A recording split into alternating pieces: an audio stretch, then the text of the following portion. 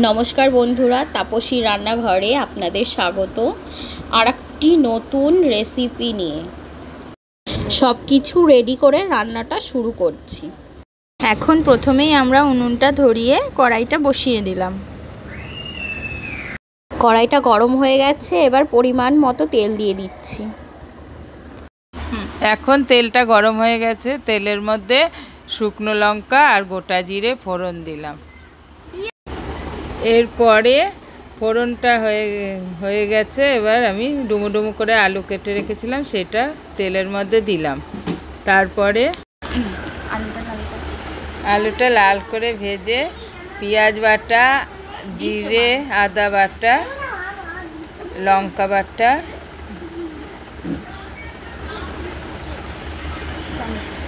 Tomato কেটে রেখেছিলাম সেইটা দিয়ে দিলাম। এবার একটু হলুদ গুঁড়ো দিলাম।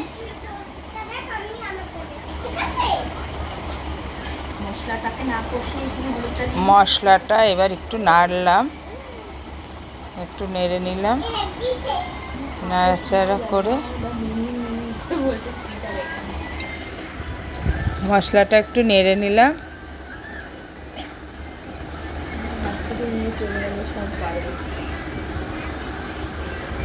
এইবার একটু চিনি দিলাম,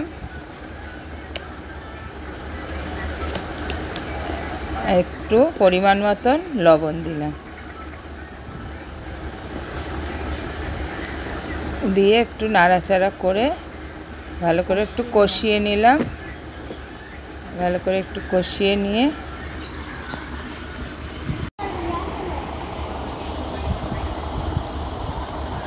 এখন নুন হলুদ মাখানো চিংড়ি মাছটা না ভেজে দিয়ে দিলাম।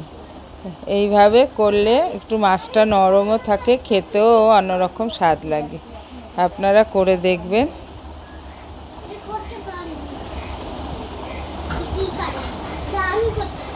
তারপরে একটু কষিয়ে নিয়ে ওই লঙ্কা বাটার বাটি ধোয়া জল দিলাম, দিয়ে আর একটু ভালো করে কষিয়ে নিলাম। ভালো করে নেড়ে চেড়ে দিলাম। ভালো করে কষিয়ে নিয়ে এখন একটু কষিয়ে নিয়ে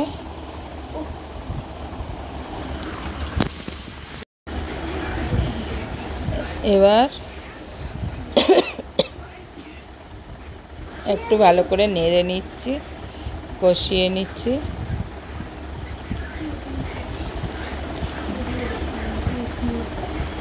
চিংড়ি মাছ আর আলু মশলা দিয়ে একটু কষিয়ে নিচ্ছি ভালো করে।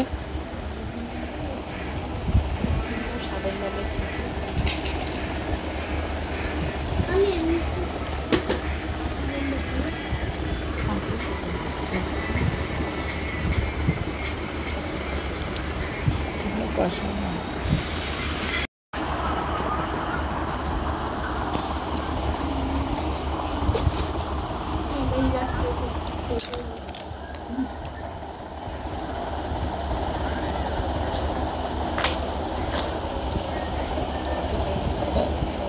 এবার একটু উনুনটায় হাওয়া দিয়ে নিলাম, আঁচটা কমে যাচ্ছিল তাই।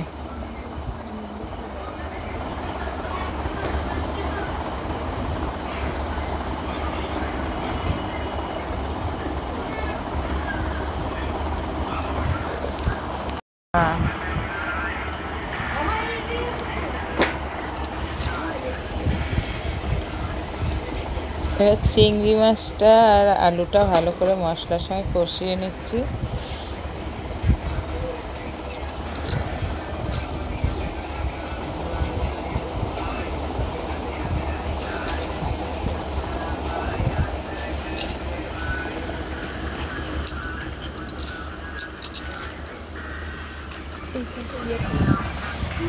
বাইরে বসে রান্না করছি তো বাইরে প্রচণ্ড হাওয়া দিচ্ছে, তো উনুনের আগুনটা কমে যাচ্ছে, তো তার জন্য একটু হাওয়া দিয়ে নিচ্ছি যাতে উনুনটা ভালো করে ধরে।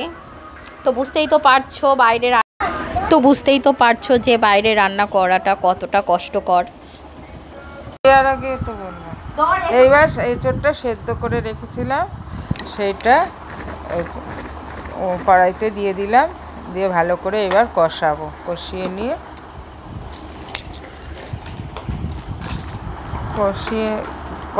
কষিয়ে নিয়ে আগে ভালো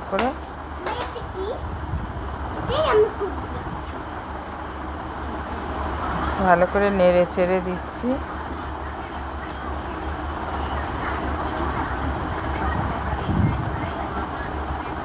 ভালো করে নেড়ে চেড়ে দিয়ে ভালো করে কষিয়ে নিয়ে তারপরে জল দেব।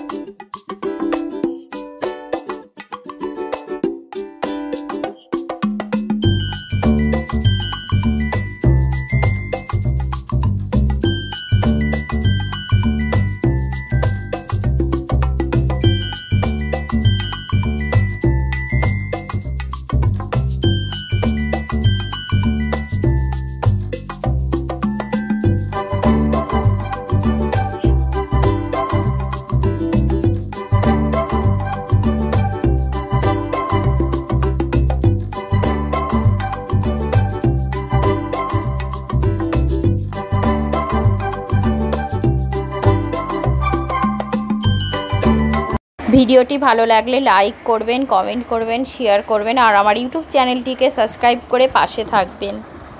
বেল আইকনটি প্রেস করে আমার পাশে থাকবেন যাতে আমার ভিডিও সবার আগে আপনার কাছে যেতে পারে।